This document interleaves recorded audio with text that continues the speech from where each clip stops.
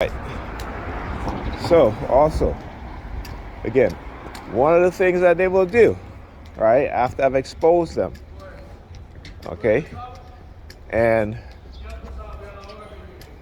they go back into this very subtle way of targeting. They still do it. They do it very, very subtle. Okay, because again, whenever they start with the extreme and aggressive attacks, whether it be the psyops or being hit with microwave and radio wave frequency weapons, they will go back into this I see you looking, buddy. So you walks across the street, white guy over there, looks over at me and then looks up at the building window. Right, and then I'll talk about doing the cross pattern thing, and of course he's going to stand up in the middle of the sidewalk as he sees me coming. Right? Bunch of fucking idiots, I tell you. See, shit that they do, right? Oh, we block you, we blocking you.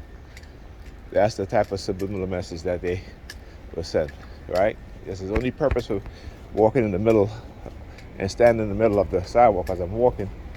It's because they want to block me. Sabotage. It's another word. Okay? Sabotage.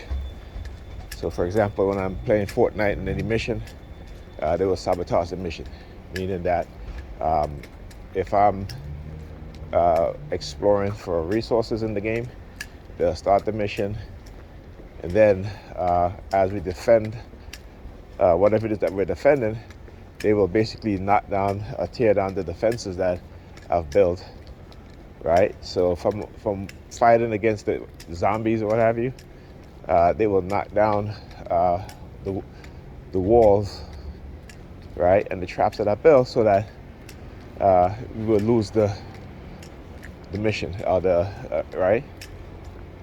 So that's what they do. Then on top of that, Pam called me. I was going into the store to get change, and she calls me. I get a phone call from her. All right, and so I didn't answer because I was going into the store, and plus I was recording. So when I went into the store, the owner of the bodega, Raphael, he's outside of the counter, and again, using the talking about how their keys, right? How they would walk by me and shake their keys. So of course they want me to see the keys that he attached to his belt on his hip, and they started the targeting inside there. So like I said, if they don't engage you in a blitz campaign outside, they'll find other ways to do it. This is how the transit guy have his chain on his hip, was what Raphael had his keys in the same manner. But of course they wanted me to see that, and that's why they had Pam call me exactly as I was about to enter the store, which she rarely calls me, right? I can't even get a phone call from her sometimes just to say, hey, I just called to see how you're doing, anything like that, right? It's always, oh, I need this, or I need that. And she called me to tell me about some package that she has. But like I said, it's in the manner of how they do it, and the tactics that they use, right? So yeah, again, exposing them. And then again, I woke up this morning to noise campaign, planes flying overhead, small airplanes flying overhead. Upstairs neighbor, again, dropping stuff on the floor, knocking on the floor above me. So I had to do a recording. And if you turn up the volume, you will hear exactly what I'm talking about, okay?